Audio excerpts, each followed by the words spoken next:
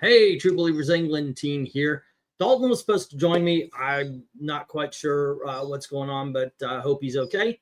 And we were going to talk about the top 10 best movies. We did the worst movies on Friday, I believe it was. And now we're going to talk about the best movies of 2024. I kind of wanted to do a long live stream where I was just going through all 114 films that I've seen this year. And that's a low year for me.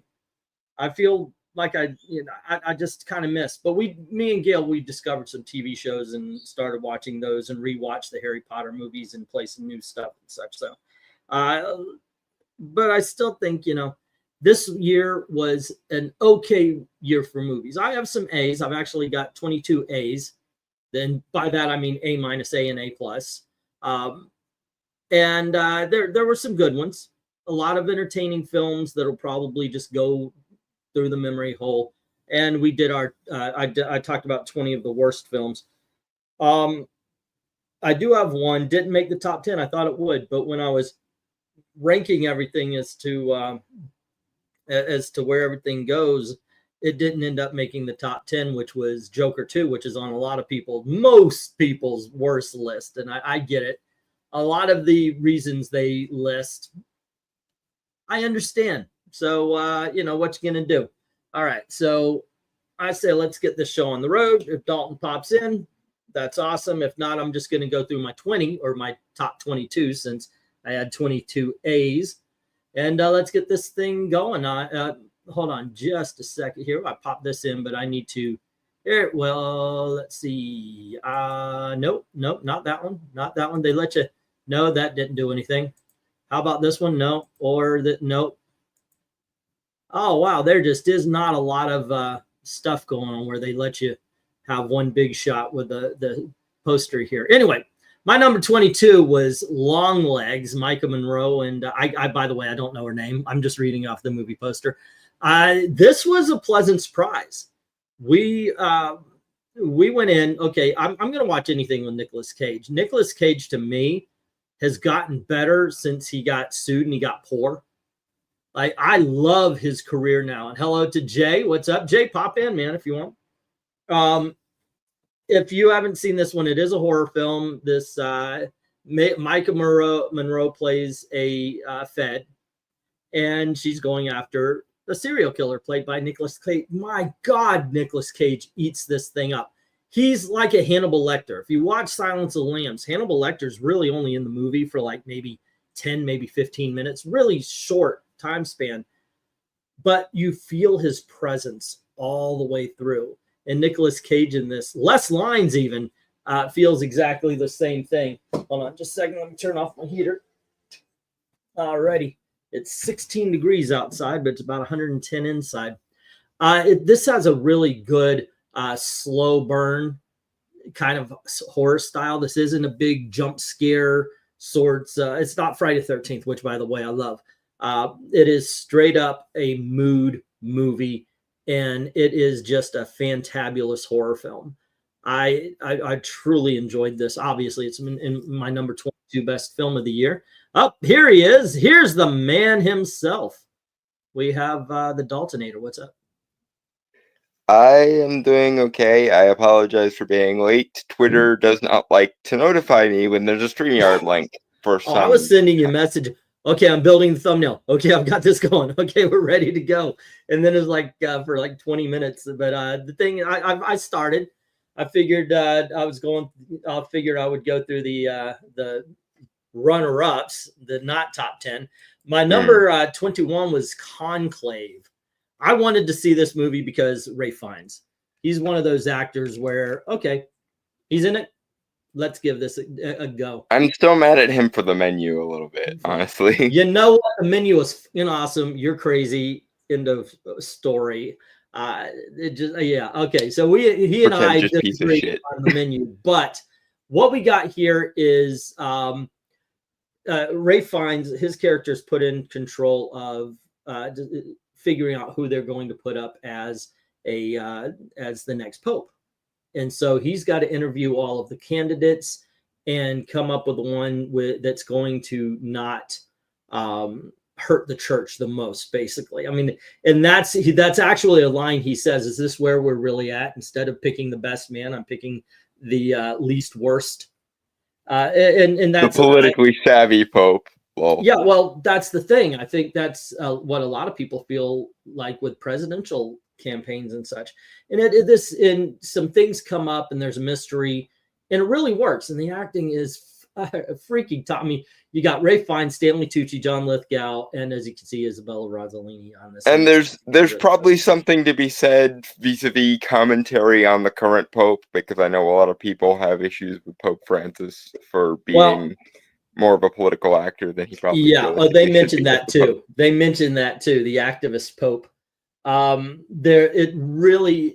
It kind of shows how political choosing a religious leader is.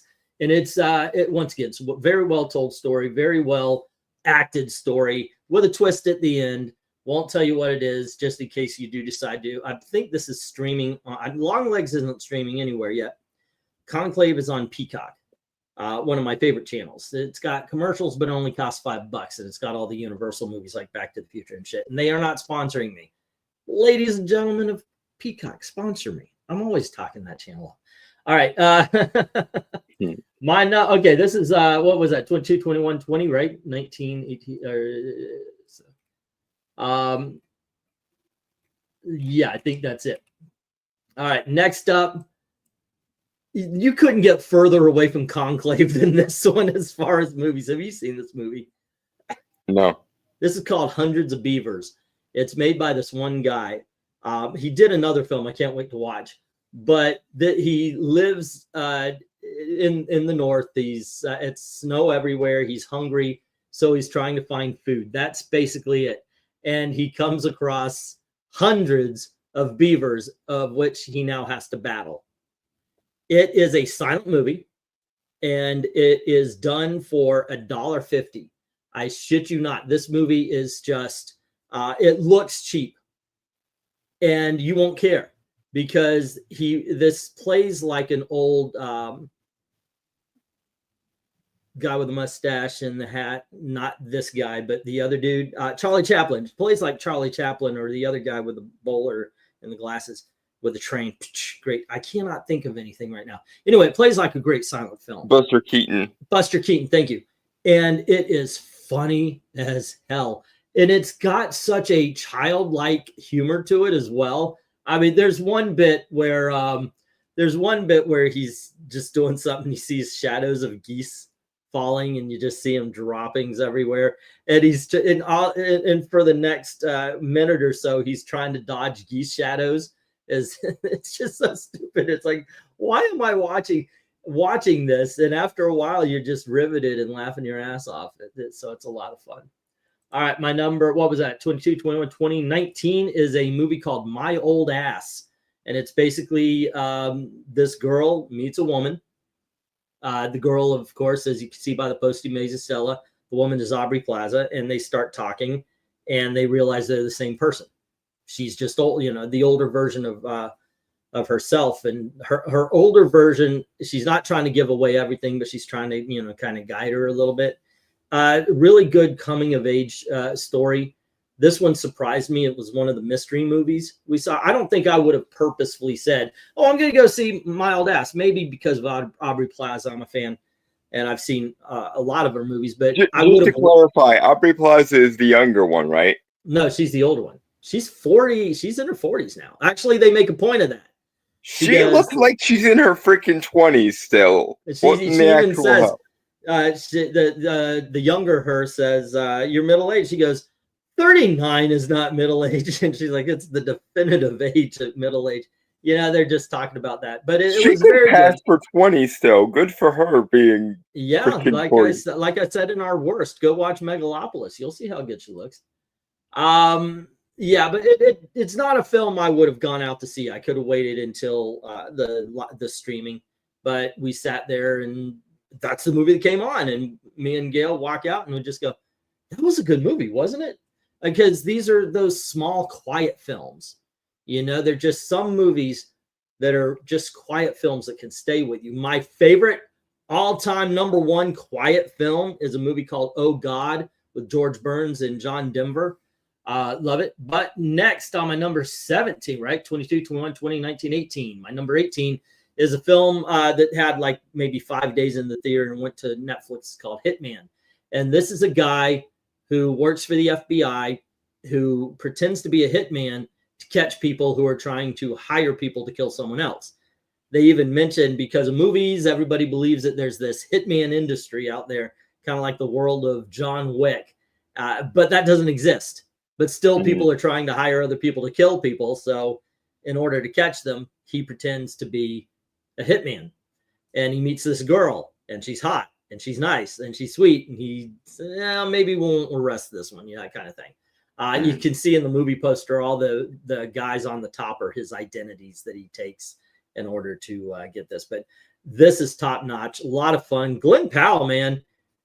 He went from the dude with 3 lines in Hidden Figures to actually he was in Spy Kids 3 20 years ago. But what you going to do? It's one of those 20-year overnight successes, and congratulations on him. 22, 21, 20, 19, 18, 17. The first of 3 documentaries that are going to be in this movie. And 2 of them are back to back. And I really couldn't figure out. You could switch these next 2 movies any way you want. The music by John Williams. John Williams is absolutely the greatest composer of our age. That's flat out it. I believe he's the greatest movie music maker. You know that Steven Crowder thing where he's sitting there, changed my mind, and he's got my sign says John Williams is the greatest music composer or movie music composer of all time. You can't change my mind. And this is basically maybe not of all time, but certainly the greatest living composer of all time. I'm willing to go there. I'm not willing to go there. I'm willing to say he's the greatest living composer. Okay, who would be the greatest movie composer to you? Of all time? Of all time. That I'd have to watch a lot of movies before I could make that determination. I've made this list, and that's why he's there. But one of the good things about this is it goes through all of his movie, well, not all of the big ones, and mainly focuses on the Steven Spielberg, George Lucas collaborations, because that's Star Wars and the Raiders of the Lost Ark, Superman, and well, that's not. You get what I'm saying. It really goes over the big ones, but it does touch on some of his lesser known as well. And it's just interesting to watch and learn about the man and learn the process. It's really cool. I will say vis-a-vis composers, I know she's just starting out, but come back to Hildur Guðnadóttir in 20 or 30 years, and she might give John Williams a run for his money. Okay. Vis-a-vis composing. Well, my number 16 is another of these celebrity documentaries, and it is Jim Henson, Idea Man. So how high up the list did you put the Christopher Reeve one? Because I know it's on here. I know you well enough to know it's on here. It's in the thumbnail, for Christ's sake, yeah. But look, this Jim Henson is my childhood. I don't know how much it is for you or even people who are born after you, but Jim Henson was my childhood, because I grew up right in that sweet spot. He was a big component of mine, but I wouldn't say he is my childhood. See, with people like me and my age, I would have to say Gen Xers. Hey, Dark Admiral, what's up? Just we're still in the we're still 20 to 11. This is number still 16. Doing honorable mentions. Yeah. This one, once again, it's all about the man, his life. He was obsessed with the Muppets. He wanted to be a puppeteer, and he's obsessed. And that's one thing I really admire about him. The way, even when you see him in the on his the commercials, which were much more darker than anything that would come after, when he's more of a kid show guy, the appearances on Saturday Night Live, he wanted to protect his Muppets, and he refused to call them puppets because they were different. This is different. But watching the whole process, watching how he, like I said, his obsession, watching his kids understand that they were almost secondary.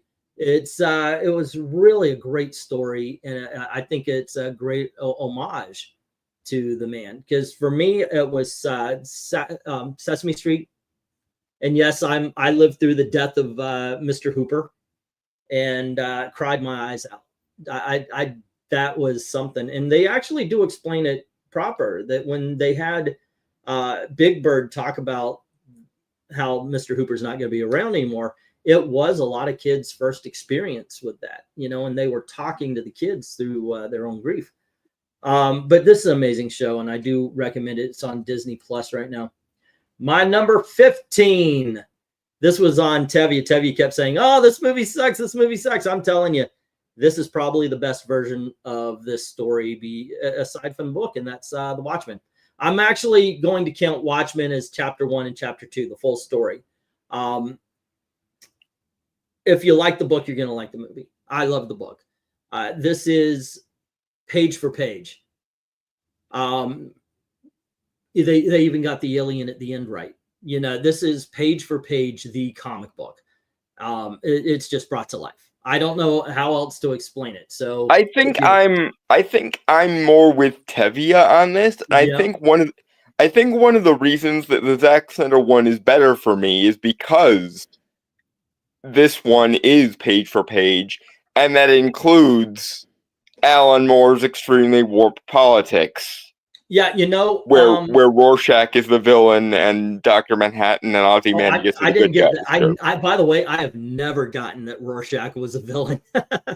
Even in the 1980s when I first read this, I never thought of Rorschach as the villain at all. I know they were trying to nobody with a sensible brain did, but Alan Moore explicitly wanted him to be a straw man of Randian objectivism. I hated that guy. Dark Admiral, yeah, he was a huge part of his. Hello, Stug. How you doing? Any chance you could get this in physical media? I think there is a book based on this movie right here. But the thing is also, I own the not the director's cut, but that ultimate cut of Watchmen, the Zack Snyder's version. I love that movie. Mm-hmm. But that ultimate cut is also like this, very much a page for page. It's just it changes a few things around just because Because Zack Snyder is a Randian objectivist and saw Rorschach as the hero, much like all the sensible people. Look stupid in live action that are in comics, but if you animate them, if you draw them, it's a lot different. All right, what are we on? Number 14? Mm-hmm. I think we're on number 4, 10, 11, 12, 13, 14. This was on your worst list, not on mine. I enjoyed this quite a bit. I like Dune. I like this. This made me love Dune. I'm just glad it's not in your top 10. Yeah, it didn't make it. I was listing everything, and I realized I don't have a favorite film of 2014 or 2024. Excuse me. I don't know where. Really? Yeah, I've got good movies, and I had to, instead of thinking what was my favorite, what's the one that I can't wait to watch again and again and again. There's the number 1 is the closest that comes to. But I don't think I would buy a few of these, but I don't know how many times they would enter the DVD player. This is just that kind of year. So I knew what my number 1 was before I knew what the entire rest of the top 10 was, honestly. For me though, I worked it out. The way to do this year is, what are you going to watch again? What do you really want to watch again? And I made a list in order of the ones that I would probably buy and just keep putting in the DVD the most. So this one, me and Gail took a long time to finish this. It just, at one point I did forget, but every time I put it on, it was the best thing. I'm like, God damn, that is such a beautiful shot. This is so good. So that's why it's here at number 14. My number 10 is a horror film that if anybody tries to talk to you about it, leave them if you haven't seen it. I mean, if you've been like me, if you're married 30 years and they start talking to you about this movie, leave them. Let's see. Dark Admiral is saying, I think I've only seen one new movie this year. I think it's 24. It was Wonka. Yeah, that's 23. There you go. Yeah, that was last year. Yeah. All right. My number, what is this? This is number 13, right? Or 14. What are we on? Let's see. 10, 13. 11, 12. 13 is a horror film called Strange Darling. This, goodness gracious, girl meets a guy in a hotel, and he, they were going to have a romantic tryst, purely sexual, and he ends up, you find out he's trying to kill her. Okay. That's literally all I could tell you without spoiling something. That's okay. That's a choice. I didn't see that coming. Okay, so here's the thing. This movie is told in 4 parts, and it tells you right out. And when I heard that, I went, "Oh God, it's going to be pretentious shit, isn't it?" And I thought, "Holy shit, that was literally the best way to tell." It's like they filmed the movie, and then they cut it and said, "You know what? Let's put the end here. Let's put the middle here. Let's put this." And as it plays out, you're like, "That's the only freaking way they could have done it," and make it as good as it is. And it really is that freaking good. And it's about the guy. He's chasing her. And of course, it's the whole thing about she's trying to get it. I mean, they made a movie straightforward called Don't Move. It's on Netflix. It's good. But this was, I think, made great by the editing choices, because in each chapter you get more information about what happened. And like, if you I think it goes like chapter 3, chapter 2, chapter 1, chapter 4, something like that, right? And in each time they go to the next chapter, you'll learn more information about what happened before. And it's just so fucking cool, man. This is one of those movies that has just stayed with me. I thoroughly enjoy this. I will be owning this on DVD. I'm very curious, because I've only seen it once. I'm very curious how it will play the second time. It's almost like what's that Shyamalan movie? The guy's dead. Bruce Willis. Fucking hell. Haley Joel Osment. I See Dead People. That one. It's like Sixth that. Sense. Like Sixth Sense. Yeah. How is this going to play now that he's dead? Does it play the same? I think so. I like the Sixth Sense because you get to see all the clues and everything, and it's the same thing here. This is something to look forward to. You guys should search this out. I don't think it's streaming anywhere yet, but when it does, check this out. I think you're going to enjoy it.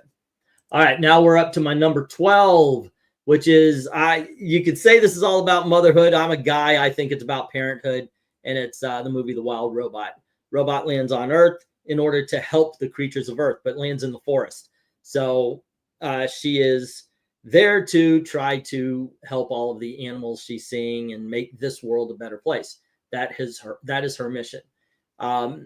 Once she completes the mission, it feels like she's gonna just leave planet, but in order to finish one mission, ends up killing a goose's family. And now one of the animals says, "Well, your new mission is you have to take care of this." And there's a gosling, and not Ryan. And that's what the wild robot has to do, protect this gosling. And that's the story. It's thoroughly, I don't know if I'm describing it right, but this is a thoroughly entertaining animated film. I actually forgot this when I was making my list. Yeah. I'm gonna have to change my list now. All righty, but yeah, it is. It's fantastic. My favorite animated film of the year. But there you go. And now we get to number. Oh, I'm gonna have a drink for this one. Wait, that was my number 12. Yes. Okay, so this is my number 11. Correct. It did not make the top 10, dude. But it made my number 11. All righty, kids, let's get serious. I know most people on this planet hate this movie. You are alone on this island, sir. You are welcome to it, but you are alone on this island, sir. I'm not alone on this island. I got my wife right next to me. We walked out of this theater. Well, you are shipwrecked on this island together. That was but you are welcome to it. Fantastic. This was a fantastic film.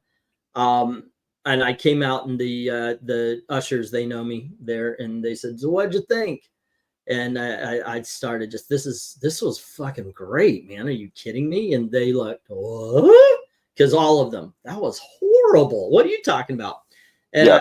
I told him, I said, well, one thing is I had a movie in mind when I walked in, and this thing just threw it all out the fucking window because I thought it was going to be the crescendo of Joker. You know, As well it should have been, No, but it shouldn't. eh? No, it shouldn't have. It should have been the movie that it was going to be. No. But here's the thing. And that's why I try not to carry expectations into movies. I just don't like it, because if you build a movie up in your mind as to what it should be, if it's anything different, that's one piece of disappointment. I was not disappointed by this film because it gave me what it was, and I accepted it for what it was. But that does not work with everything. So don't put words in my mouth saying, well, you like films that you like no. What this was a good subversion of my expectations, unlike some other films, which are bad subversions. But I told him, I said, one of the things I thought was interesting was anytime he's singing, he's the Joker, and otherwise he's Arthur Fleck. He committed a crime, and this was setting him up to be something that he wasn't, the Joker. And he gets caught up in that, and he gets caught up in what other people think he's supposed to be. He is supposed to be the Joker.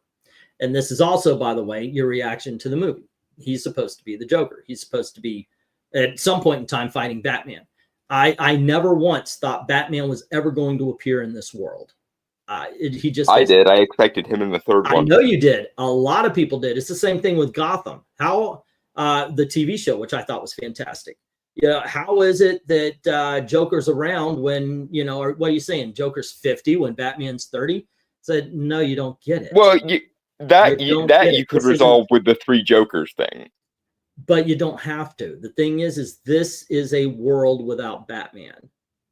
No, okay, it's not. Yes, we saw Bruce in the previous movie. I'm sorry, who did we see?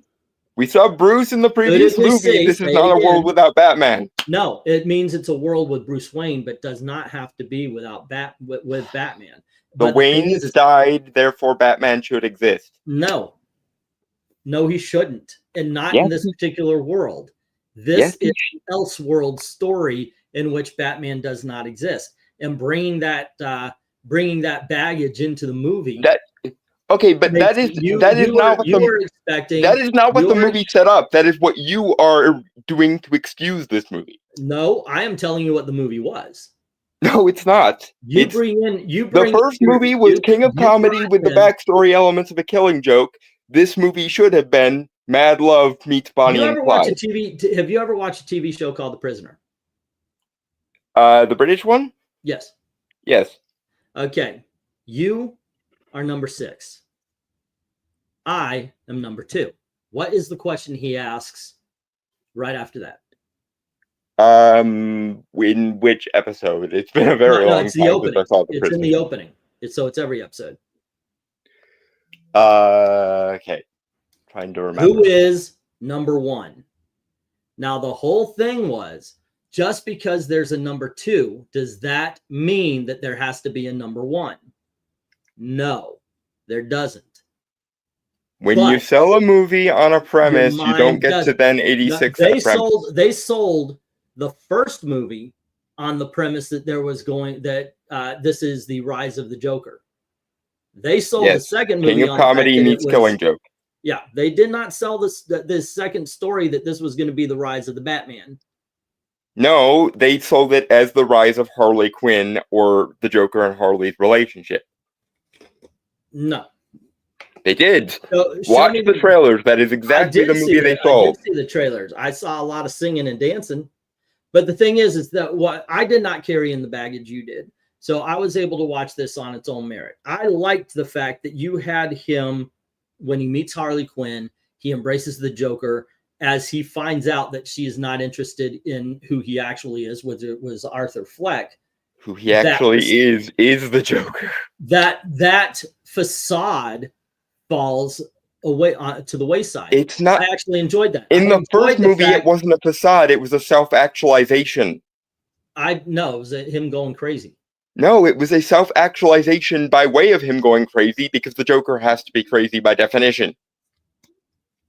It was him processing his trauma by realizing that instead of life being a tragedy where he is a pathetic loser who dies in obscurity, instead it can be a comedy wherein he is the ringmaster of the show, so to speak, like most versions of the Joker.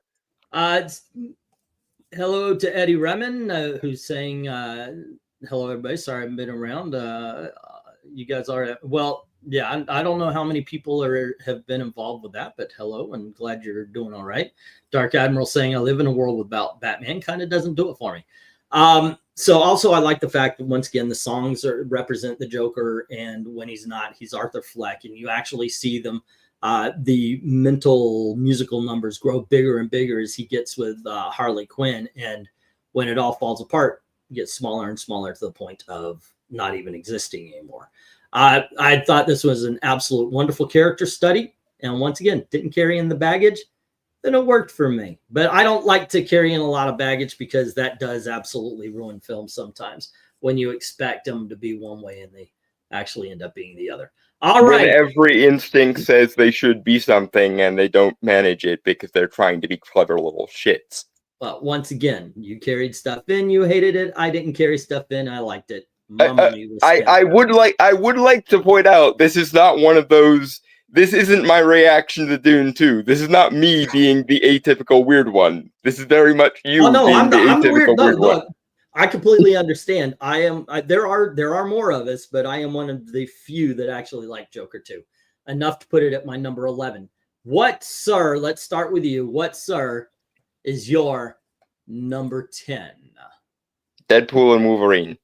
Alrighty. You know what? Unlike yesterday, I'm gonna let you go right on ahead and do your talking, and I'll do my talking when it comes up. I mean, we can wait if you want to wait. It's fine. Go ahead. I guess I should open with explaining why this is so low, because I bet a bunch of people are gonna wonder why is this so low. And the answer is because this is a love letter to the Fox X-Men movies. And casting of the first set notwithstanding, I don't particularly have any great nostalgia for the Fox X-Men movies because they did the thing that I hate about that particular era of comic book movies, which is they uncomic book them. Again, casting notwithstanding, the casting of the first set of Fox X-Men movies were absolutely fantastic.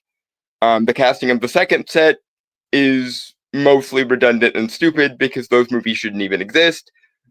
Or rather, they should exist, but they should exist in the Marvel universe. But that's neither here nor there. I think two of them justify the existence, and two of them don't. But yeah. But my point is that I don't have a great degree of nostalgia for the Fox X-Men movies. If you do, then this movie is going to go a lot better for you. As someone who mostly views the Fox X-Men movies as a beta test for what the genre can be, but wasn't at the time. I don't have any particular great nostalgia for the Fox X-Men movies, and it must be said also that the X-Men are not even on my top 100 like favorite teams or favorite characters list. So I am neither an X-Men fan in the comics nor a Fox X-Men movie fan, and even if I were an X-Men fan, that would probably make me hate the Fox X-Men movies more than I already do. So that is why Deadpool and Wolverine is as low as it is. That being said, it's a great capstone to the trilogy. It's a great send-off for Hugh Jackman's Wolverine. There's a lot of fun and interesting things in it. I love Cassandra Nova. I honestly hope they find a way to bring her back. She was a great villain in this. I thought so too. I do wish they had tied Loki in with the TVA a little bit more, because we've already met a version of the TVA in Loki for 2 seasons now. So that was something of a missed opportunity. But that being said, of all the minor quibbles I have about this movie, I can overlook that one. All right. My number 10 is one of those quiet movies I told you about. And it's a Christmas movie of all things. And it's one that after I saw it, I just got, that was really good. And it just kept building because it reminds me of the kind of movie that I watched as a kid at Christmas. It's called The Best Christmas Pageant Ever. By the way, I watched this as a kid at Christmas when I was a kid. It's about a family of bad children, as you see around the movie poster. Everybody who's not standing straight is this family of bad kids that don't seem to have any kind of parents around them. And it's to the point where people are wishing these kids weren't existing. And they hear about a Christmas pageant, and all these kids, they can go, they get stuff if they perform in this pageant. They want the free stuff, so they go and try. But you find that they're actually very focused. And yeah, it is one of these where the bad kids learn to be good, and the whole 9 yards. It's a very schmaltzy kind of film, but it absolutely works. It's not so schmaltzy it becomes cheesy. And it doesn't have the kids turn good as much as neutral chaotic can. It is thoroughly enjoyable. The director, I saw an interview with him, and he said that he wanted to make sure when you're watching this, you can't really tell what era it's in. Is it what decade? I mean, obviously it's not in the 1800s, but he wanted to make it seem like it's a timeless thing, kind of like A Christmas Story was. And I think it worked. This is a movie I'm going to be watching at Christmas from now on. Yeah, and it's just a sweet, normal, good-hearted film. And I recommend I'm glad it's good. And next Christmas, I might even give it a watch. I didn't give it a watch because to me it seemed like someone put a Hallmark movie into the theaters for no reason. So that's why I didn't watch it. But yeah, on your recommendation, I might give it a watch next year. Yeah, it's I watch. Gail loves Hallmark Christmas movies, so I do watch a few of them. There's a couple of them I picked up. So if we're going to watch a Hallmark, we're watching these. So they're in my rotation. But no, this is more like an old-fashioned family Christmas movie than it is. Rich businesswoman goes to small town, finds old town boyfriend, even though she's married in the city, and they fall in love. It's a lot more than that.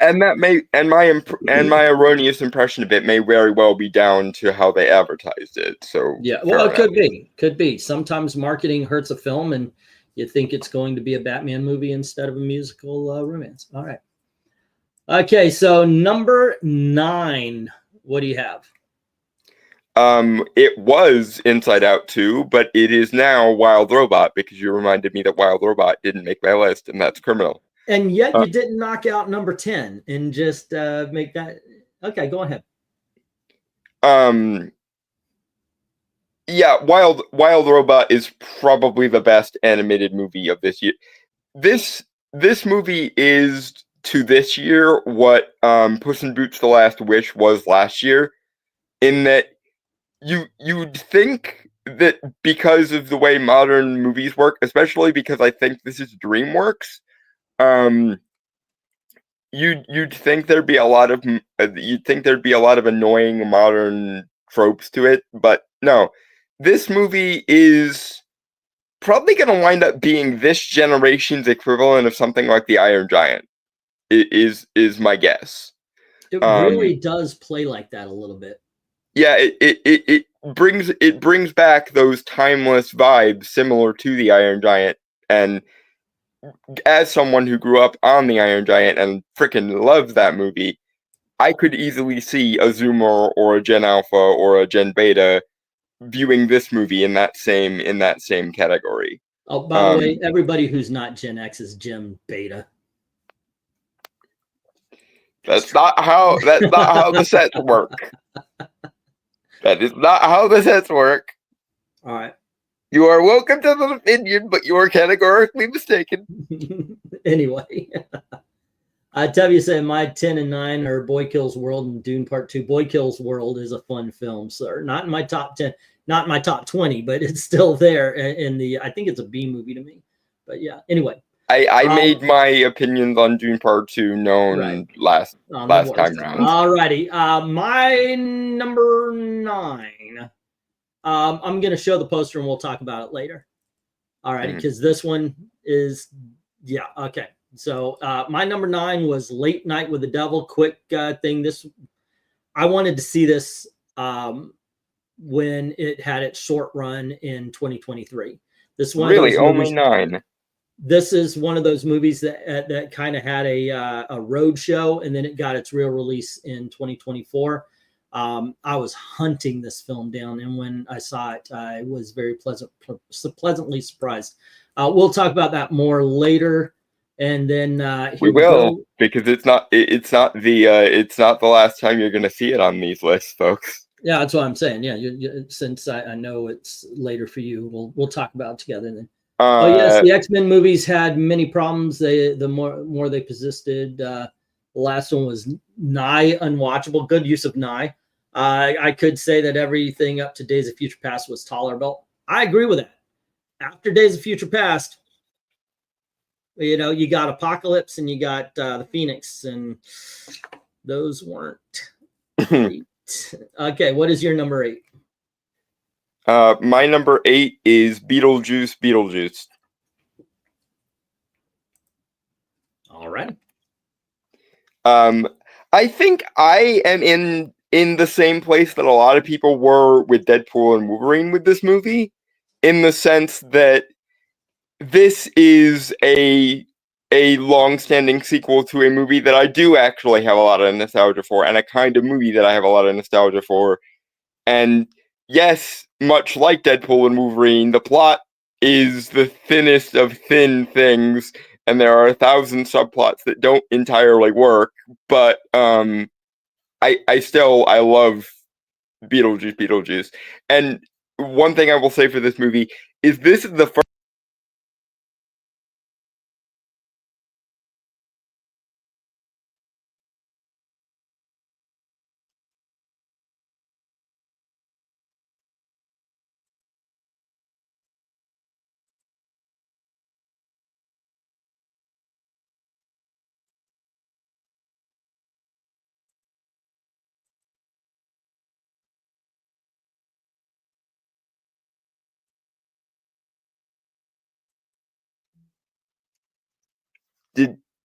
Did we lose Eglantine, or is it my end? A little bit. I'm back.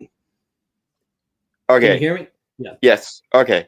Yeah, I dropped for a little bit. Yeah, but my number 8 is Beetlejuice. I think this is my Deadpool and Wolverine. I think a lot of the nostalgic feelings that I wasn't having for Deadpool and Wolverine got evoked in Beetlejuice. So yeah. All right. Okay, there you go. Wait, that might be in a case of where you were dropped and I wasn't. I just assumed I was dropped, so I just sat there. I'm reading a comic while everybody's just, what the fuck's going on here? Okay. All right. That might have been my fault, because I had to minimize the window to look at my list for a second, and StreamYard doesn't like when I do that. Okay. My number 8, the third and final of the documentaries. This is Superman, the Christopher Reeve story. This you will believe a man can cry. I'm just gonna say that. I am surprised it is this low for you. I know how much you love this movie. It's number 8. But yeah, that's exactly what I said. Once again, the ushers, when I leave the movie theater, hey, what'd you watch? Superman, Christopher Reeve story. What'd you think? And that's exactly what I said. You will believe a man can cry, man. Because there were points where I'm sitting there, don't divorce me. Yeah, and for you as a Gen Xer, Christopher Reeve was your Superman. He is everybody's Superman. You don't believe me? Ask Henry Cavill who the real Superman is. This is, look, let's face it. Christopher Reeve as Superman is going to be like the Beatles. Okay, there's going to be somebody who's going to sell more records than the Beatles. You might even have somebody with a huge fan base, like what were the boy bands called? New Kids on the Block, Backstreet Boys, and all such. You're going to have people who the numbers are going to show that they've done better than the Beatles, but no one is ever going to be better than the Beatles. I mean, I grew up on Superman the animated series, so I'm biased in that direction. But this Christopher Reeve Superman is just what everybody understands. Let's face it, there was no padding in that suit. That's all Reeve. He showed the world. I'm amazed that there is any more that there's any debate anymore about the glasses is a stupid disguise, because Christopher Reeve showed you in the movie how different works. Yeah. And he did it in one scene, and he did it by taking off his glasses, straightening up, and changing his voice. I mean, he played Clark Kent, and he played Superman, and that is something that is hardly ever seen in superhero movies, with or without a secret identity. And I think it's something where it's almost like, why bother with the secret identities, which is what the MCU did. There are no secret identities. But this is such a great tale. You get his story from the very beginning, before he's Superman, how he went to Juilliard with Robin Williams, and they actually touch upon their friendship throughout the movie. It's something, when you're looking at Robin Williams just hanging out in t-shirt and shorts, and with Christopher Reeve, who's just hanging out and just being a couple of guys. At this point, with one of the things, of course, they're going to focus on it is after they do the Superman. It's like the first half story is him getting Superman and how Superman has changed his life for better or worse. Because he talks about how for him, Superman was a dual edge, because on one hand, the world knows him, and on the other hand, the world knows him only as Superman. And a lot of the movie producers wouldn't let him get out of that box. He did a few movies. None really burst through. He was looking to have that next hit. He did a movie called Death Trap and Street Smart and so forth, Monsignor. And he was good in all of them. But the world wouldn't let him stop being Superman. And of course, the second half is the accident and how that affected him and his family and everybody. Mm-hmm. Abso-freaking-lutely great documentary. You're a comic book geek. You're a geek. This is one of those that I would say is almost like required viewing, tell you the truth. I would also, you should watch the John Williams and the Muppets mentioned earlier, but this is it. Let's see. What do we have here? You guys get to see the sun into the end of this time of year. No, not really. It's just light gray. Yeah, Indiana is one of those states I like to refer to as South Canada. Yeah. Okay, now I know to go into this watching it with dehydrated eyes. Yeah, it'll touch. It'll touch. Between Superman or John Williams. Well, John Williams was number 16 in my list. I mean, it's not the best disguise, but it's okay. It works. Just blame it on the salt and butter from the popcorn. I'd rub my eyes. Like that one singer, I'm going to blame it on the rain. Alrighty. But there you go. All right. That is number 8 for us. And here is number 7. Sir, what do you got? I have Alien Romulus. Okay. Hey, I could talk about this movie, even though it's not in my top 20. Yeah. This is the first Alien movie in a long time that I think gets what people want from the Alien franchise and actually bothers to deliver it to them. It's not perfect, nope. But it is worthy of being alongside the Alien movies that everyone likes. So if this was Alien 5, which I really counted as Alien 5, it is at least it's at least the third best. I will put it that way. It's kind of in the same space as the Hulu Hellraiser remake was a couple of years ago, in the sense that if you've seen the Hulu Hellraiser movie from a couple of years ago, you know that it's probably the third best out of the two that everyone likes. You know, just below Hellraiser 1 and 2. This movie is very much the same way, but for the Alien franchise. I have rewatched Hellraiser and Hellraiser 2, the only Hellraiser movies before last year, 2 years, whenever it was. I rewatched them. The Hellraiser I wouldn't even call it a remake. Reboot is the best. I will say that with confidence now. Anyway, go ahead. I digress. Yeah, but now, mind you, I'm not the biggest fan of the Alien franchise, but they are the first two at the very least are classics, and I think this movie is a worthy continuation of that legacy, which is something that I can't say for Covenant or Prometheus, or even though Prometheus had good ideas that it didn't really do anything with, et cetera, ad nauseum. And the Alien versus Predator movies are very, very fun, but they're not tonally the same as the first two. So well, Alien Requiem, whatever, the second of the Alien versus Predator movies, just was pure suck. The first one was the video game adaptation of an Alien Predators idea. Yeah, it was the crossover that everyone wanted. Which this one was very good. I see Rhaegar's comment. It's Alien Romulus, which I've heard referred to as Alien member berries. There's one thing where you can say that, and that was him using the "get away from her, you bitch." Remember this: when it comes to the internet, and a lot of the black pillars, they're going to take one clip, they're going to take one scene, they're going to take a meme, and they're going to just hammer it the fuck in, beat it to death. To make you think everything's horrible and everything's woke. And sometimes that's justified, like with the power of Mani from the Acolyte. But sometimes it's just because they went out of their way to not like it, and they wanted everyone else to. Get away from her, you bitch. How long was that? 2 seconds? And then they made it seem like that's the only scene in the movie. Yeah. I can't wait for Alien Earth. I know, right, Stug? That looks interesting. That was supposed to be Alien 3.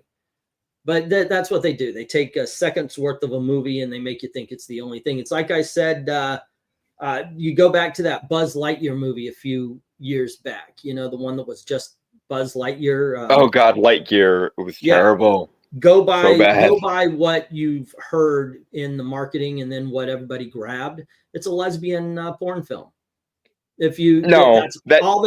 That's all they ever mentioned. So that is the least problem with that movie. That movie had so many other problems and were bad for so many other reasons than that. It's a literal half-second kiss, but the internet made you think that the Lightyear movie from Pixar was going to be a lesbian porn film. So it's ridiculous to give weight to the memes. Yeah. Which again doesn't mean that Lightyear wasn't terrible. It was bad. It was my number 2 worst list. It was number 2 on my worst list for 2022. Lightyear was horrible. This one I enjoyed all the way up to one of those member berries that Rhaegar is talking about. Which, by the way, I'm not completely taking disregard to, but I just don't put stock into. The biggest, I guess I was wrong. The biggest member berry you could say was the Ash robot, but the worst one had to have been the alien human hybrid at the end. Mm-hmm. And you know what? Reason being for that for me was the movie was already over. You know, that was what really did it for me. The movie had a good, clear, and concise. This was an excellent alien film all the way up to this point. It was done. Put yourself into the sleeping chambers and fuck off. You know, you're done. Mm-hmm.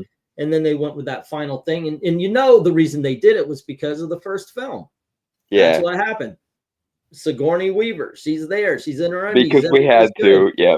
Yeah, so it seems like they just they felt like they had to tag that ending on and they didn't. Yeah. Alrighty. Let's see what we got. Your number 7. My number 7. Okay, hold on just a sec. What we got? So crossover horror no longer exists. Wait, what? Why does it not? Eddie's saying the 3rd best alien film. Alien I'll catch it streaming sooner or later. It is actually streaming on Disney Plus now. Mm-hmm. Because Disney Plus has Fox and they were smart enough to go, you know what, let's just put everything on there. And while we're recommending things on streaming, we mentioned it earlier, but if you guys haven't seen the Hulu Hellraiser continuation, watch it. It's really good. I'm pretty sure they describe more, but I'm trying to play Marvel Rivals. Okay. Let's see. I did end up hating Fury Road, so sometimes they're right. I want to see that again. I got to admit, I pirated Fury Road to watch. I didn't pirate. I didn't download it. I just streamed it. But You mean Furiosa? I think you both mean Furiosa. Oh, Fury Road was fucking awesome. That was no. Yeah. Let's see. I'll watch it eventually, but I think I grew tired of aliens after this is not a Prometheus film, and Prometheus isn't a fucking alien film. I don't care. Like I said when we were talking about the worst, Ridley Scott's been coasting on Blade Runner and the first Alien movie for 50 years now. Yes, he has. All righty. So let's see. My number 7. This was on Tevia's worst list too. This is Crisis on Infinite Earths. I'm just counting all 3 movies. They did have to change some things because they were doing it based on the animated films that have come before it. Okay, I'm all right with this. Now for the bad, there were some segments where it's telling the backstories of a couple of characters that you would otherwise not know if you're not a reader of DC Comics. That I think kind of slow it down a little bit. But when they got past that, when they got past the telling of that, each movie was just a great telling of the miniseries. And when they get to chapter 3 and you guess by Superman holding Supergirl what chapters these are, it just hits on all cylinders. And I thoroughly enjoyed this. It's like a 4.5 hour movie with everything put together, it seems like. But it really worked on this one. So yeah, absolutely. Kevin Conroy's last performance. Yeah. Ridley Scott should be thanking God for being able to do that, or Zen Buddha, or whatever he believes exactly. But I thoroughly enjoyed this. It was done very well. Voice acting was good. The animation was good. They hit on all the right notes. The Supergirl scene was absolutely nailed. So, yep, that's my number 7. All right, let's get to your number 6. Oh, Christian. Yeah, it is. It is. Yeah, it works. That being said, I have not watched it as a full film. All right, number 6 for you is Abigail, the child human trafficking vampire revenge movie. I thought I loaded that poster here. Did I not? Okay, keep talking. I'm finding it. In case you needed any more convincing, then child human trafficking vampire revenge movie, which is just an awesome premise by itself, frankly.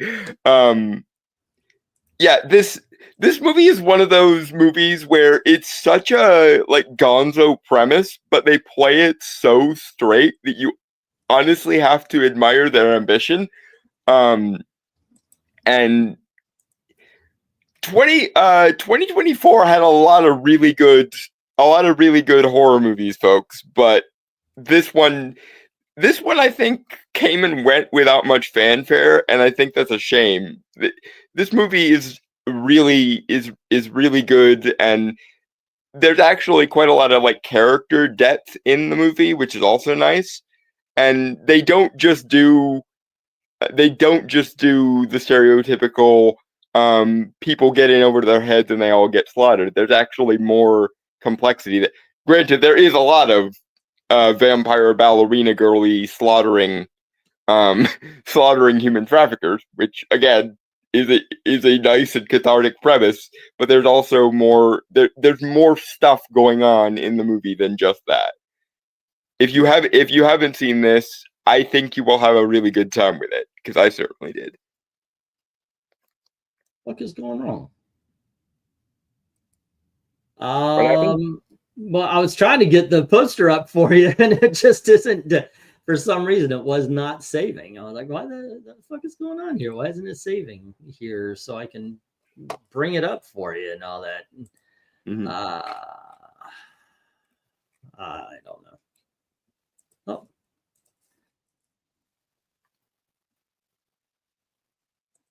There we go. Okay, so it's so this is, excuse me, this is a remake of Dracula's Daughter, by the way. I liked it also. It's not my top 10. It's in the B categories. All mine were A's that I talked about tonight. Mm. I thought the marketing did this so wrong. Yeah, I think that's one of the reasons why it didn't come out to much fanfare, but it deserved more fanfare than it got. Yeah, the movie itself is structured so her being a vampire is a surprise, and it's a heist film in the beginning. So Yeah. my thinking was you could absolutely do this movie as a heist film. You could do the preview as a heist film, even saying we robbed from who blah blah blah. You see, I could cut this trailer without showing Abigail. Except Again, for, it's a for the human kidnapping scene. trafficking revenge movie, a la almost like a Yeah. child version of Kill Bill, where the child in question happens to be a vampire. And then when people find out what it actually is, you get the best advertising in the world through word of mouth. But yeah, it's a good film, entertaining. All right, my number 6 is what is it? Oh, another quiet movie called Saturday Night. This takes place in the 2 hours before the first episode of Saturday Night Live gets on air. And it's all about the fact that NBC was ready to pull the plug and show a rerun of Johnny Carson. They had no faith in this, and it's just the chaos. And that's as much of a plot as you're going to get from this, because otherwise it's all about the chaos of the characters and which are the actors that would be on Saturday Night Live before they get to the actual show. Absolutely. The dude who played Chevy Chase deserves a nomination for supporting. I know he's not going to get it, but he nailed Chevy Chase's mannerisms and everything. And you do get a lot of people here. Thankfully, nobody's doing an impersonation. They're just being the actors. They were hired to play, but nobody's doing a voice. Nobody's doing anything. The one in the middle is Garrett Morris, Rhaegar. And that's what makes it. I think that's what really hits on this, is that they try to make this as authentic. So there isn't a lot of facade about it. There's not a lot of over the top or anything like that. And it's absolutely one I'm going to watch over and over again. So there you go. All right. What is your number 5, sir? Hellboy, the Crooked Man. All right. Not a lot of people knew there was a Hellboy movie this year. Yeah, everyone and their dog ragged on it for A, being a low-budget movie, and B, being a horror movie, which I don't know if those people who bitched at it for being a horror movie have ever read a Hellboy comic. I know, right? But Hellboy is like 20% superhero, 40% fantasy and 40% horror. So I don't know where people are getting this idea that Hellboy never does horror, and especially in doing an adaptation of The Crooked Man. This is actually a really good adaptation of Hellboy the Crooked Man, and the Crooked Man is one of the kind of the most iconic Hellboy standalone stories. So I was an easy sell for this. I love me some HB. I have a whole shelf in my bookcase that's in my comics bookcase that's just Hellboy and Magnolaverse omnibuses and stuff. In fact, this year for Christmas, I got the monster-sized Hellboy for Christmas. But yeah, I don't know what people were expecting or what people wanted, other than what people have been saying for years, and they are correct to say this, which is, where's the third Guillermo del Toro Hellboy? Well, Ron Perlman is still alive, God damn it. But well, no, Ron Perlman is 90 years old and cantankerous. I'm done with Ron Perlman, but I will say this: this is better than the excuse me, one with the Spy Kids dude in it. The David Harbour one, David Harbour one is trash. Like the David Harbour one is the lowest of the low.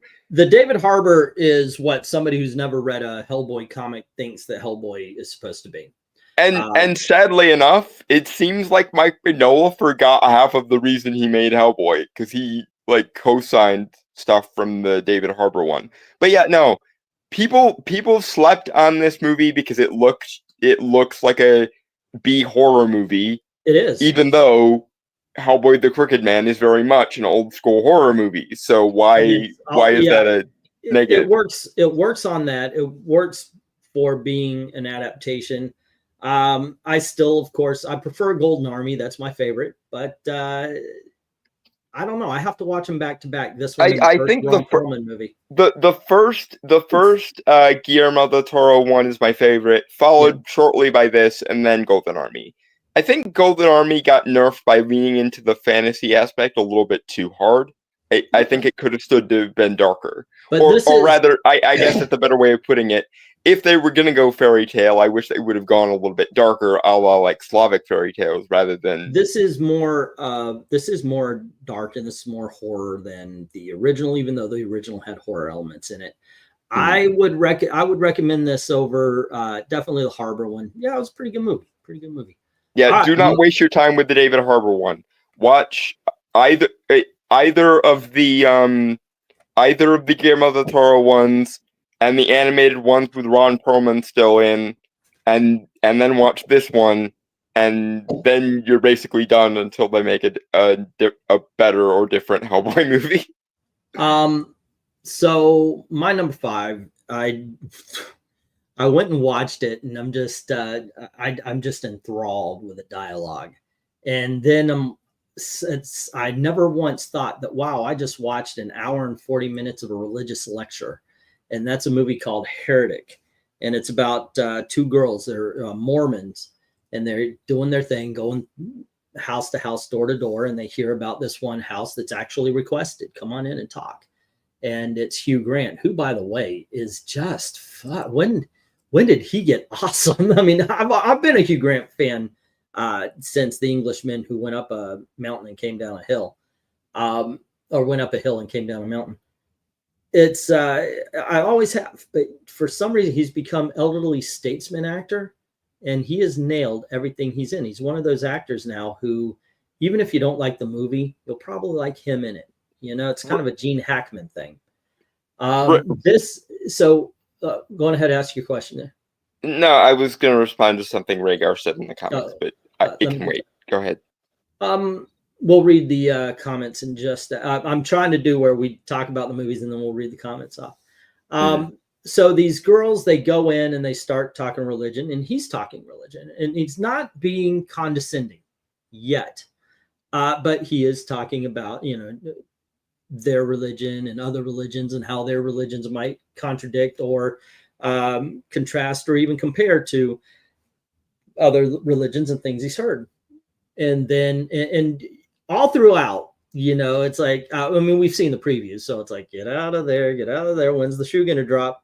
And finally the shoe drops, and he puts them in sort of a maze of his house, and shit happens. That's basically the way it is, but it never stops being that theological discussion, and it's just so creepy and just so good. And if they did honor horror films, this guy also should get a nomination. Absolutely fantastic horror film. One of my best, not the best, but one of my favorite horror films of the year. All right, let's see. We got this one is so underrated. I think he's talking about the Hellboy there. Not same director, but original creator involved, says Eddie. Weren't all the Hellboy? Yeah, I answered that one. Weird. The Hellboy movie was a 4 out of 10 compared to 2019, which is 5 out of 10. Don't understand why. It must be how it looks, because at the very least, the other one looked like a big budget movie. This one looks like a small budget movie. Yeah, a lot of people seem to be turned off by the low budget aspect of it. But honestly, if you've read The Crooked Man, there's nothing in The Crooked Man that needs a super big budget. It's a very small, very old school, very sort of Southern Gothic story. I mean, complete with the Crooked Man himself, who is basically the Southern Gothic Satan trope, and so on. And Rhaegar is saying, when movies attempt to get their theology right, I respect it. Usually they don't. It's sloppy and hollow, and this one doesn't. I mean, this one does get the theology right, and I think that's the point of this film. I If haven't seen Heretic. I might check it out now that you've recommended it. if they, I will say that my number one of, I think, last year was Nefarious, which is another movie yeah, that really does its best to get its theological ducks in a row in a way that most quote unquote Christian movies don't bother, and it ends up and most Christian propaganda movies end up being exactly that, Christian propaganda, whereas something like Nefarious, and it sounds like Heretic well, as well, the thing is were a a movie movie. first and Christian second. I think a movie, when they're talking religion, is either way too for or way too against. Heretic wanted you to know this is truly what they believe. Now, the character absolutely finds out. His whole thing is all religion is bad. That's what it ends up being. Sorry for the spoiler. But you kind of get that going in. And the thing is in order for him to have a point, everything he says has to be biblically correct. You know, Yeah. way too many people on Twitter or wherever you would argue theology don't really go past anything. Like, they haven't read the Bible, but they read a meme about the Bible. They read somebody else's opinion about the Bible. This Yeah. one, And then on the other side, you have people who've never read the actual Bible but read a lot of apologists, so they don't yeah, get their stuff in a this row one, either. I think because what he was saying was biblically true, gives more of an impact when shit goes down, and you have to have that realism. You can't have somebody poking holes in it as they go through if you want to make your movie work. Even the films that Del Toro has made that aren't my favorite are still visually stunning. Is that like the one where the woman picks a fish? Yeah, that one was horrible. Shape of Water, and I will remind everyone once again that he was a river god, so let's not act like it's bestiality. She fucked a fish. Who was a river god? A fish. Who I was don't a care. river god? Hey, okay, so she fucked a fish with a crown on his head. Okay. All righty. Anyway, let's get to number 5. I know you love that film. I'm just pushing buttons right here. All right, what's your 4, sir? My number 4 is Sonic 3. All righty. Ever since the director of the Sonic franchise broke ranks with the rest of Hollywood and actually listened to the fans vis-a-vis that first one, he has demonstrated that he genuinely gets the Sonic franchise in a way that most franchises don't get fan served anymore. And the further the franchise goes on, the better and better adaptation of Sonic it gets. Because in the first one, I think, like a lot of people, was thinking, why is he in the quote unquote real world? Why are there unnecessary human characters, etc., and so on. But as the franchise goes on, they lean away from the like Alvin and the Chipmunks or Smurf style stuck in the human world thing, and more into the actual lore and characters of the franchise. And here is where they introduce Shadow for the first time. And Shadow was played by Keanu freaking Reeves, as if there was any better casting in the history of the universe. And again, like with the first one and the second one, Jim Carrey is at, he's firing on all Jim Carrey cylinders here, and it stuns me that man is into his 60s now and still believably plays someone who I think is like 30 or 40. Because he just has that much exuberance and that much energy to him. I have not seen one of these movies, and I don't know why. It's not like I'm against them or anything. It's just I haven't seen. Dude, you really do need to give them a chance, because they are sincere love letters to fandom in a way that most franchises don't get these days. Again, I will say the first one is by far and away the weakest one, because they try to do the Alvin and the Chipmunk style or the Smurf style. Let's set them in the real world and add extraneous human characters that don't matter. But again, as the franchise continues, it moves more and more away from the extraneous, useless human characters and the real world setting, and more into the game logic Right. and the game world lore. Okay, and my number 4, sure, Purple Velour was earlier in your list, and that is Deadpool and Wolverine. Probably would have been my number 1, but I watched it again. And unfortunately, I checked my watch a couple of times. Yeah, there are a lot of plots that don't really go anywhere and don't really add anything in that movie. It is a fun film. Let's get this right out there. This is a fun film at the very least. I did have a problem with it when I saw it in the theater, but it was like one of those nitpicky things. There's a fight between Deadpool. There's a fight between Wolverine and Deadpool in a like a minivan or truckster or something like that. And I thought it was pretty cool. But at one point in time, Wolverine brains Deadpool, claws him, boom, right through the head. Yeah, he's going to recover from that. We've seen him recover from it before, but remember in the first film when he had a bar shoved through his head, he was all woozy and fuzzy. I'm sorry, Wolverine won that fight, but they just kind of gloss over it.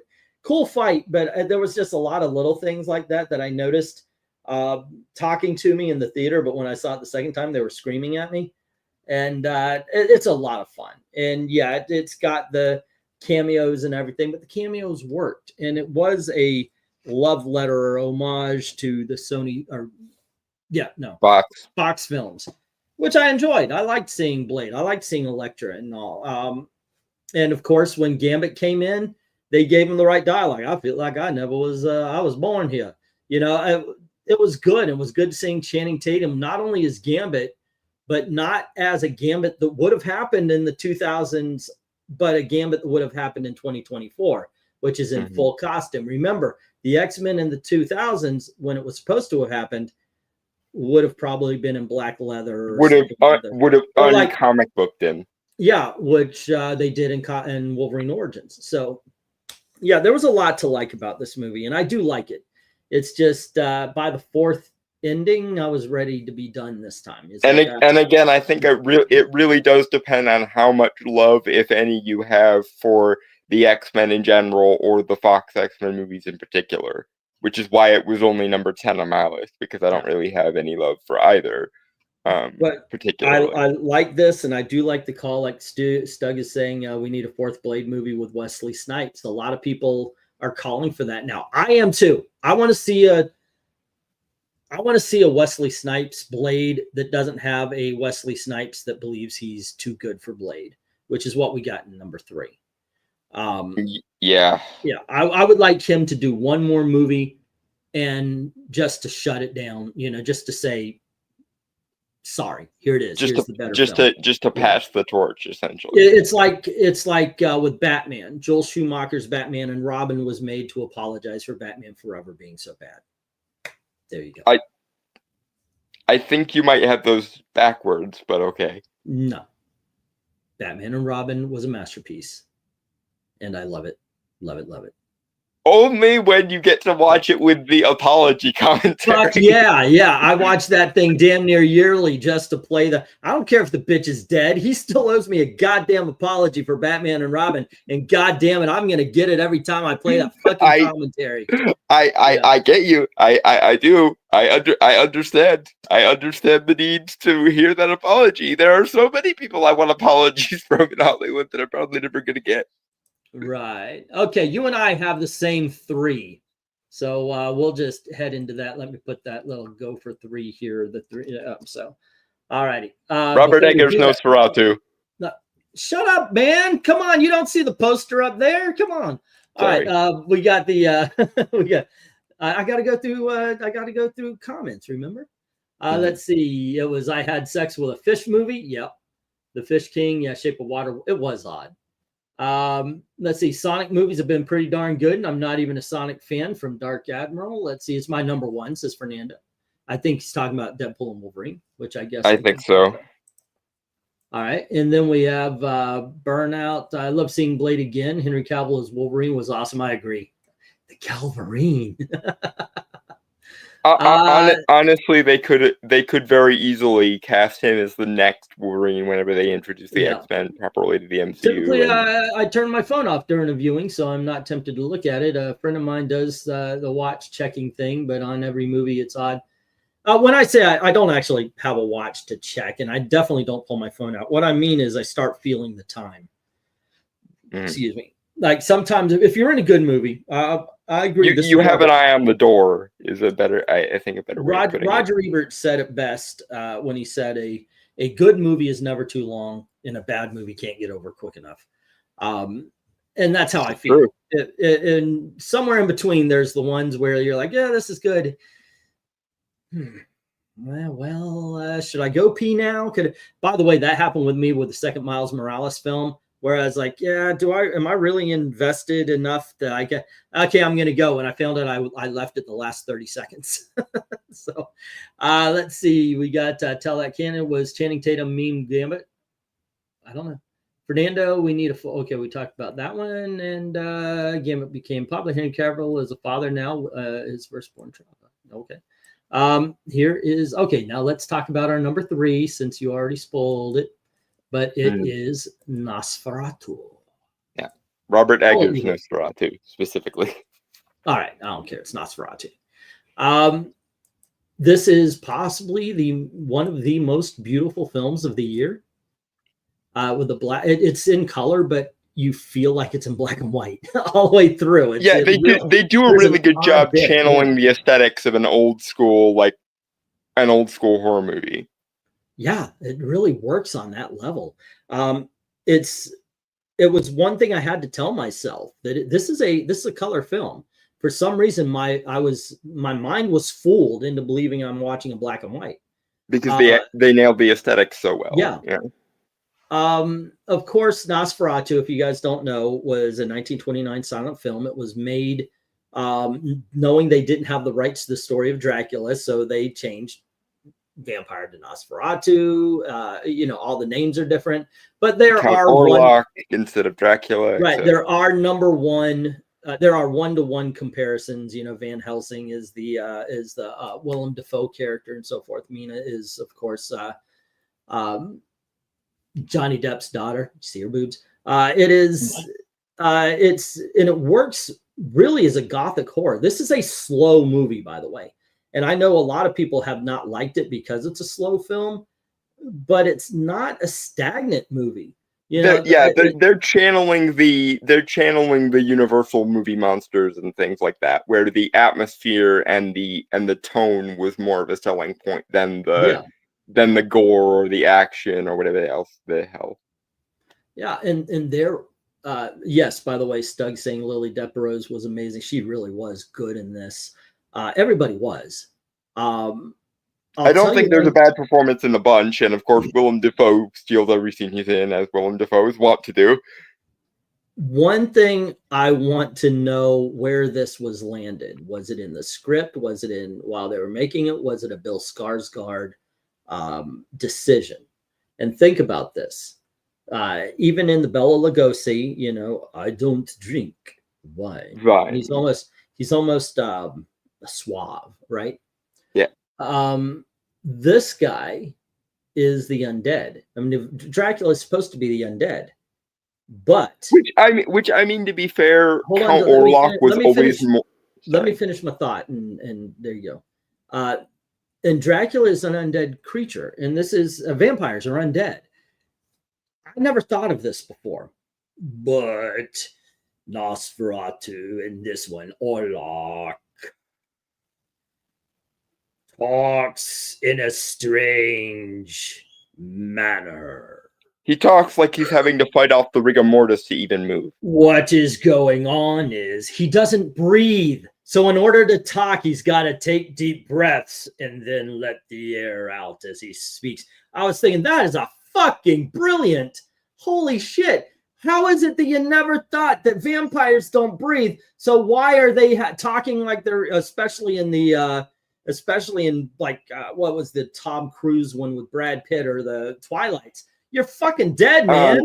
Interview with a Vampire. I was like, I've been watching vampire movies for the last 50 years, and it hasn't occurred to me that dead people don't breathe. That this guy right here, this performance makes me think about it. My gosh, I was like, well, it also makes sense given that it's Nosferatu, because Count Orlok's design always leaned more into the creepy, undead, otherworldliness of the vampire way more than Dracula's did. Because also another thing, if you know, I'm sorry, go ahead, you finish all. Because Dracula always, ever since the Bela Lugosi days, he's always been the charismatic operator. But Orlok is the creature that you don't want to approach you in a dark alley creature, and he always has been. So this is a nice natural continuation of that difference between Dracula and Orlok that there always has been. And also another thing that's monstrous that you don't see a lot is he does not leave two little itty bitty puncture holes. No. He leaves big slashes or big chunks of. I think only once does he actually just do the bite. He leaves chunks out, and that is actually a book thing. He mauls them. So yeah, so I'm very happy about that one. He drinks something's blood, he's leaving holes. He's leaving big chunks out of the body, and I think that is just a great touch as well. Very, very well acted, very beautiful film to look at. It is the cinematography is amazing. If it doesn't win, I think. Well, no, there is one more that might win, but yeah, the trying not to breathe while talking thing is weird, but it's an interesting detail. It was, and I dug it after. I was like, why is he talking like? Oh, and it's just like, yeah, because he's a corpse trying to fight off the rigor mortis and the fact that he doesn't freaking breathe. Yeah. So there you go. Our number 3, freaking fantastic. This might actually climb to number 1 at some point in time. I don't know, but there were 2 other movies, and it just so happens that our number 2 is exactly the same. So don't announce it. I'll put up the poster and put up the 2 number, and we'll go. Alrighty. Sorry. And this one also could be a contender for best cinematography as well. Mm-hmm.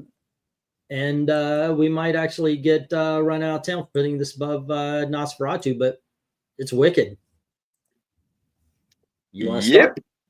I mean, I'm a big musical man, so I'm going to let you start. Well, I love music. I love musicals as well, so it's probably no surprise that this is here. But that being said, I actually kind of missed the hype train for original Broadway Wicked because I hadn't read the book. Mm-hmm. And one of my teachers in high school was really, really into it, and it kind of put me off the franchise for a while. But this year, because I knew the movie was coming out, I finally read Gregory Maguire's original Wicked book, and so I was able to get into the Wicked hype for kind of the first time. And I picked a great freaking time to get into the Wicked hype, folks, because this is the kind of adaptation that you would beg other musicals to have an adaptation like this, because it is so loyal not only to the text of the thing but also the spirit of the thing, and it you can tell that the person who made this is not only a Wicked fan, but also a Wizard of Oz fan, which is in and of itself another level of fandom, because Gregory Maguire, having recently read the Wicked novel for the first time, I can tell you, Gregory Maguire knew his shit with regards to the Oz lore, because he pulls in some very deep Oz cuts that you wouldn't think of if you were just a casual Oz fan.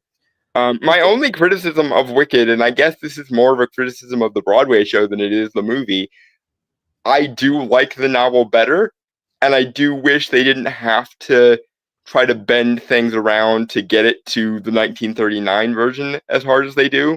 But again, I think that's a criticism I would levy at the entire Broadway thing and not this movie in particular. Never read the book, never saw the play, saw the Chenoweth Menzel performances and such. And I'm going to talk about this movie, but before that, I do not watch this movie thinking about press conferences. I just don't. I watch the movie thinking about the movie. when I got out of this, I thought this should be Best Picture. It's not going to be The Brutalist is going to win Best Picture. Yeah. This should be Best Picture. I And the reason I was worried right along with. talk. Sorry.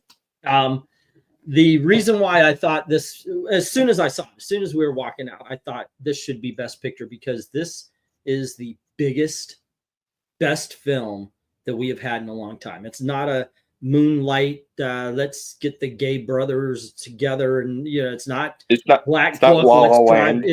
It's not a small film with small ideas, but it just so happens to have the right politics. Granted, they do, but it isn't hammered into it. This is a big, elaborate set piece film. The music is done well. The movie looks fan-freaking-tastic. Say what you will about the kooks that are in the film and how fucking nutso they are in the press conferences.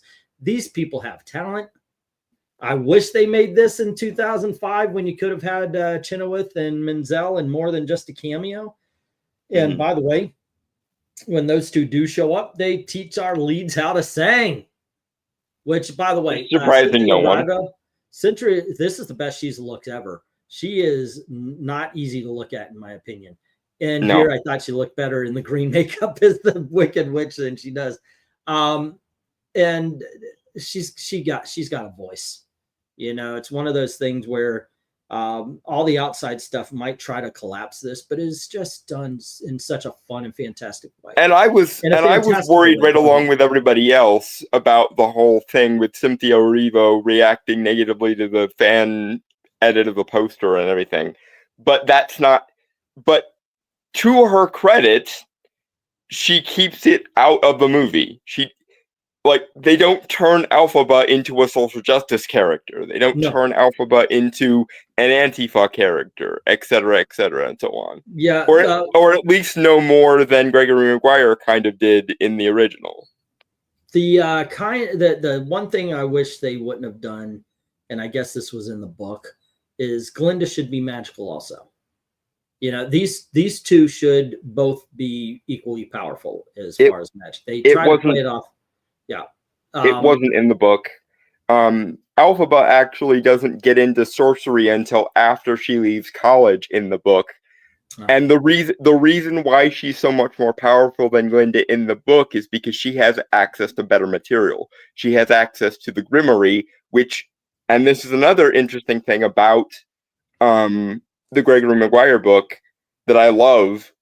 The Grimoire actually doesn't come from Oz. It comes from our universe. It's loosely implied to actually be the Key of Solomon. And the reason why Elphaba can read it is because she's half Ozian and half Earthling. Oh.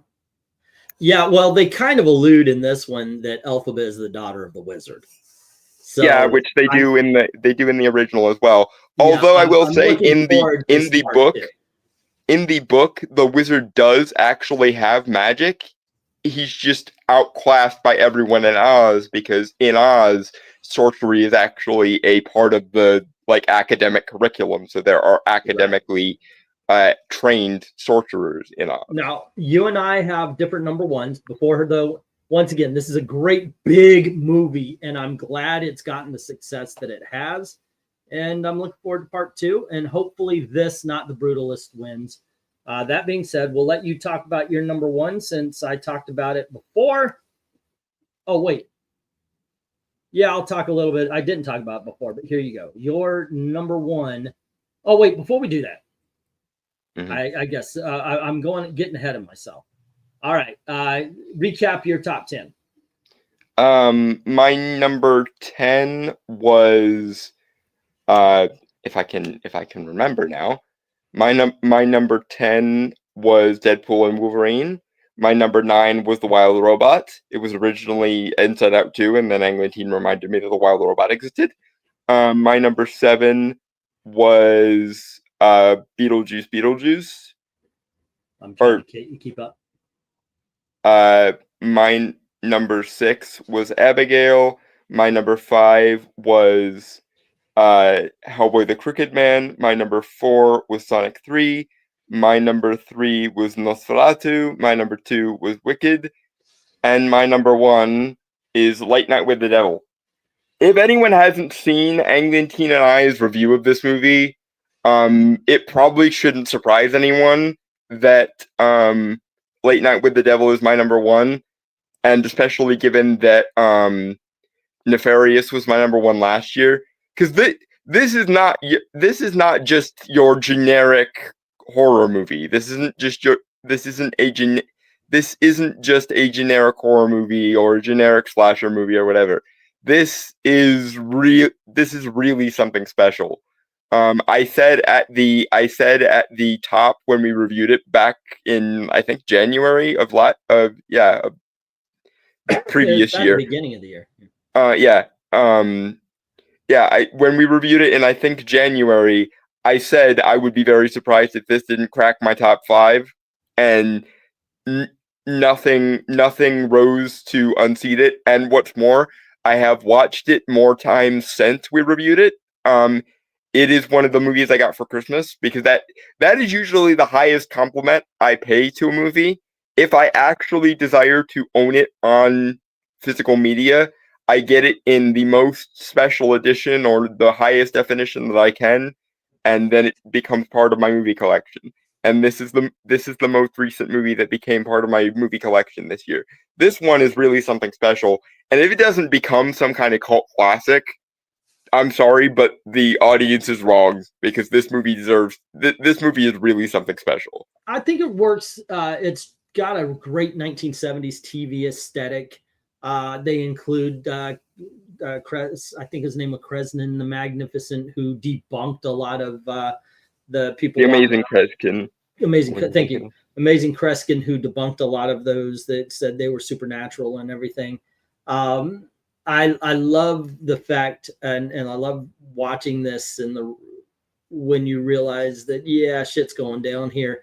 And even the fact that they tried to debunk it, and the scene you have is almost as horrific as the original. Absolutely fantastic slow burn horror film. It is. It's great. It was my number? Well, I'm going to recap in just a little bit. But yeah, absolutely enjoyed this movie. It is a keeper. It's an owner. It's one to buy on Blu-ray. So there you go.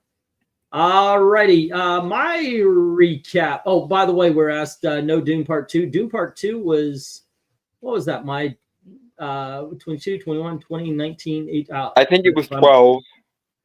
Let's see. My recap: 22 was Longlegs. 21 was Conclave. 20 is Hundreds of Beavers. 19 was My Old Ass. 18 was Hitman. 17 was The Music by John Williams. What was this? 15 is Jim Henson. 14 was Watchmen, the movie, the entire thing, not just part 1.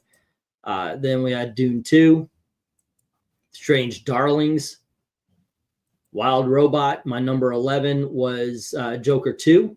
My number 10, Best Christmas Pageant Ever. Number 9 was Late Night with the Devil. Number 8 is the documentary Superman, the Christopher Reeve story. What is this? 8 is Justice League Crisis Infinite on Earths, Crisis on Infinite Earths, and then 7, 6, 5, 4. Nope. What is this? 1, 2, 3, 4, 5, 6. This is 6. Saturday Night, about Saturday Night Live. Then number 5 was Heretic. Number 4, Deadpool and Wolverine. Number 3 is Nosferatu. Number 2 was Wicked. And my number 1 movie, which is now streaming on Netflix, and I highly recommend you freaking watch this thing, even though it's 3 hours long. There's going to be a part 2. I can't wait for it. It's called Horizon, an American saga. This is the movie that stuck with me the most. After I saw it, I was like, God damn. I've always liked Kevin Costner as a director. I haven't always liked him as an actor. It took some time to realize that I was a Kevin Costner fan. He quit his show, Yellowstone, in order to do this. This is a vanity project of his. This is something he's wanted to do. It's like going to be like a 9-hour epic Western tale. And I was like, okay, let's check this out. RDV saw it before I did and kind of praised it. I saw this one, like I was saying, I would love for this to, I mentioned this about Wicked.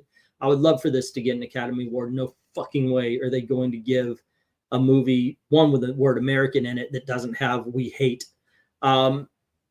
because this is a love letter This is a love letter to Westerns. It's a love letter to the sprawling. It's a love letter to American ingenuity and hard work. Yeah. And all the things they had. The Oscars have become about ideological adherence more so than anything relating to quality. Mm-hmm. If you haven't noticed that by now, I'm sorry to be the one who spoiled it for you. But yeah, the Oscars are more about how hard do you conform to the like literary theorist ideology of academia / Hollywood. Is he only making 2 movies? I thought he was making 3. So maybe I'm wrong on this because it says a 2-part theatrical event, and it should be. This is a movie that I hope you have a big screen TV. Now, I watched it on my normal TV. I did. It was when I was moving from Florida to Indiana. This movie was out, and it didn't do great, so it was out of the theaters in 2 weeks. But it is just fantastically acted. It's very incredibly well shot. It is also a big movie that I think would fit well, like in the 2000s or the 1990s Oscars, where they're just celebrating film rather than politics. It's got the gunfights you need. It's got the violence. It's a great character story. And absolutely, when I was making this list, I was thinking, okay, which one affected you more? Which one do you talk about? And which one do you want to watch over and over again? And this is one of those, even though it's 3 hours long. So for me, yeah, Kevin Costner's Horizon American Saga, my number 1 movie of 2024. There you go. And as I can see by the comments that aren't coming, nobody else has seen this. And for the person who asked, no Dune Part 2 with regards to my list, Dune Part 2 was actually on my worst list for this year because I hate the way Denis Villeneuve adapts those things. Yep, but there you go. What is Brutalist? I never heard of it. It's a film starring Adrian Brody about architecture. It's 3.5 hours. Let's see. No Dune 2. Yep, like he said. High praise coming out from you guys. I'll check it out. I hope you guys enjoy these movies. You know, and look, it's I don't put people down for not liking what I like or hating what I do like or vice versa, liking what I don't. I just feel that the person that watched it spent their time and maybe money on a movie and liked it when somebody else didn't. That person wins. Yeah, you know? by all means, watch all the movies on both of our lists and come to your own conclusions. Because bring it back and comment. Tell us how stupid we are for it. Yeah, I hated Dune 2. Everyone else loves that movie. Anglin liked Joker 2, and he and his wife could be mostly alone on that island for all I care. Yeah, by all means, watch all the movies in both of our lists and come to your own conclusions. We could, there you go. You know, and if you like one that we didn't, then you got better served. And if you dislike one that we do like, please explain why, because I'm interested in the rationale as to why. In that case. I think this needs to be addressed. Some are saying I fall asleep at the movies because the seats are too comfortable and it's dark. And so, of course, the AMC in Florida, not up in fucking freezing Indiana. The AMC we went to in Florida had heating seats. I worked for it for a little bit. It's out at Disney, and you would recline, maybe hit if the theater is cold, hit that heat, and it would just give you I forgot this year was your first official winter, your first actual winter with actual where I get snow and everything, right? Indiana doesn't have that. Why? I have no clue. But there were times where it's like, okay, and I didn't fall asleep in Lord of Realm, but I did fall asleep in what was it, Transformers 1, I think it came out. I fell asleep for like 10 minutes of that movie. It was you're right, sometimes it's just too comfortable. But there you go. All righty, so there you go, gang. Thanks for hanging out with us. Hope you enjoyed it. Hope you had fun watching. Just know that my list was right. Dalton's was partially right, and that's what counts. Incorrect, sir. You are defending Joker too. You don't get to be objective in this case. Yeah, I do. All right, but anyway, once again, thank you very much. Don't forget to do all the clicking, the liking, the sharing, and all that. And as always, thank you very, very much for watching. See you. Cheers, guys.